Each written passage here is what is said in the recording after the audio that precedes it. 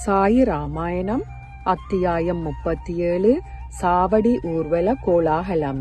சமர்த்த சாயி தம்முடைய காந்த சக்தியால் இரும்பு உலோகமான பக்தர்களை அவர்கள் அறியாதவாறு இழுத்தார்.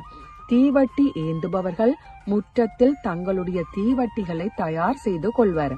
சிலர் பல்லக்கை அலங்கரிப்பதில் ஈடுபடுவர். வாயிலில் பல்தார்கள் ஜெயகோஷமிட்டு கட்டியங் கூறுவர். மக்கள் கூடுமிடம் மாவிலை தோரணங்களாலும் உயர்ந்து பறக்கும் கொடிகளாலும் அலங்கரிக்கப்படும். சிறுவரும் சிறுமியரும் புத்தாடைகளையும் ஆபரணங்களையும் அணிந்து கொண்டு மகிழ்ச்சியுடன் ஜம்பமாக நடமாடுவர். மசூதியை சுற்றி வரிசை வரிசையாக தீபங்கள் ஏற்றி வைக்கப்படும். சியாம் கர்ண என்ற பெயர் கொண்ட அருமையான குதிரை பூரணமாக சிங்காரிக்கப்பட்டு வாயிலில் தயாராக நின்று கொண்டிருக்கும். தாத்யாபாடில் தம்முடைய நண்பர்களுடன் திடீரென்று வந்து பாபாவுக்கு அருகில் அவருடன் கிளம்புவதற்கு தயார் நிலையில் உட்கார்ந்து கொள்வார். பாபா தாம் கிளம்புவதற்கு தயாராகி விட்டாலும் தாத்யாபாடில் வரும் வரை தாம் இருக்கும் இடத்திலேயே உட்கார்ந்து கொண்டு காத்திருப்பார். தாத்யாபாடில் பாபாவின் அக்கிளுக்கு கீழ் கை கொடுத்து எழுந்திருப்பதற்கு கைலாக கொடுத்த பிறகுதான் பாபா சாவடிக்கு செல்வதற்கு கிளம்புவார். தாத்யாபாடில் பாபாவை மாமா என்றுதான் அழைத்தார். அவர்களுடைய பரஸ்பர பிரேமை அவ்வாறு இருந்தது. அவர்களிடையே நிலவிய நெருக்கமான உறவிற்கு ஈடிணையே இல்லை. உடலின் மேல் எப்பொழுதும் அணியும் கஃப்னி, அக்குளில் எடுக்கப்பட்ட சட்கா, கைகளில் புகையிலையும் சிலீமும், தோளின் மேல் ஒரு துணி.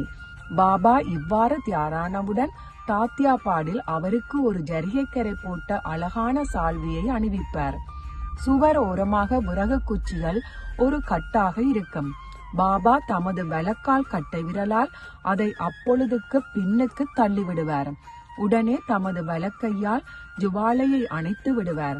அதன் பிறகே சாவடிக்கு போக கிளம்புவார். சாயி கிளம்பும் போது இன்னிசை வாத்தியங்கள் முழங்க ஆரம்பிக்கும். தீவட்டிகளும் சந்திர ஜோதி வர்ணங்களும் 4 பக்கங்களில் ஏற்றப்படும்.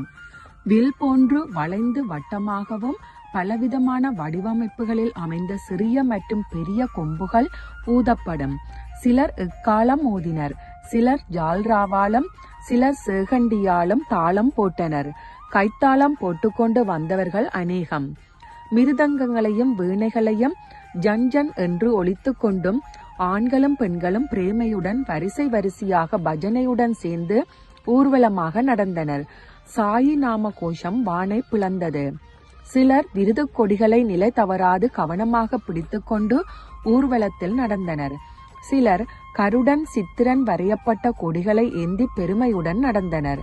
இவ்வாறாக மக்கள் அனைவரும் சந்தோஷமாக பஜனை பாடிக்கொண்டும் நடனமாடிக்கொண்டும் ஊர்வலத்தில் கலந்து கொண்டனர்.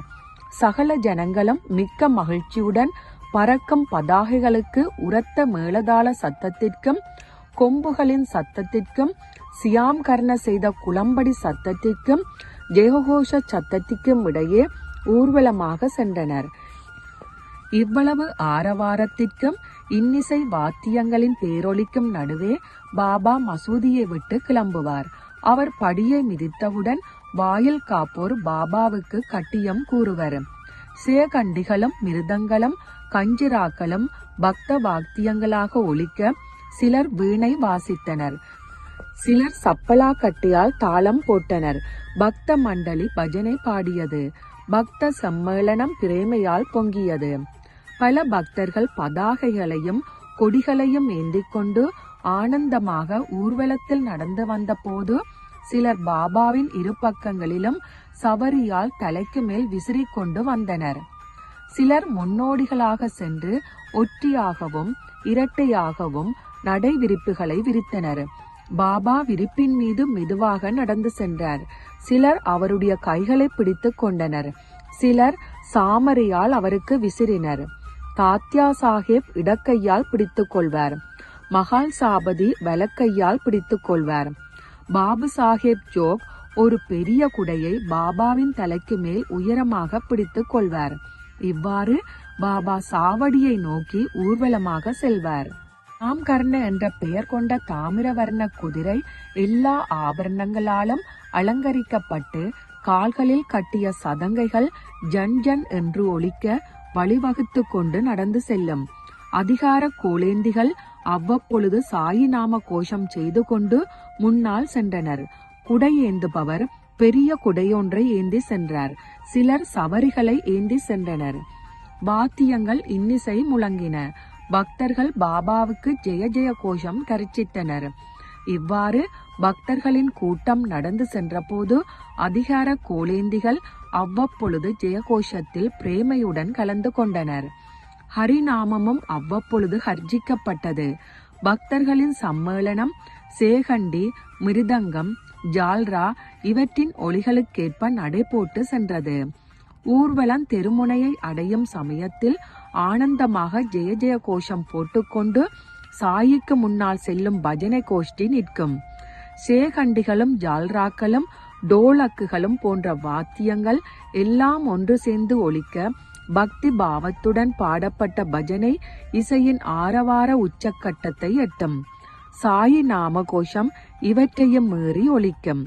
பஜனை இச்சையால் கிளந்த ஆனந்தம் நிரம்பியவர்களாக இருமருங்கிலும் ஊர்வலத்தில் கலந்து கொள்ளும் ஆண்களும் பெண்களும் எழுப்பும் சாயி நாம கோஷம் வானை பிளக்கும்.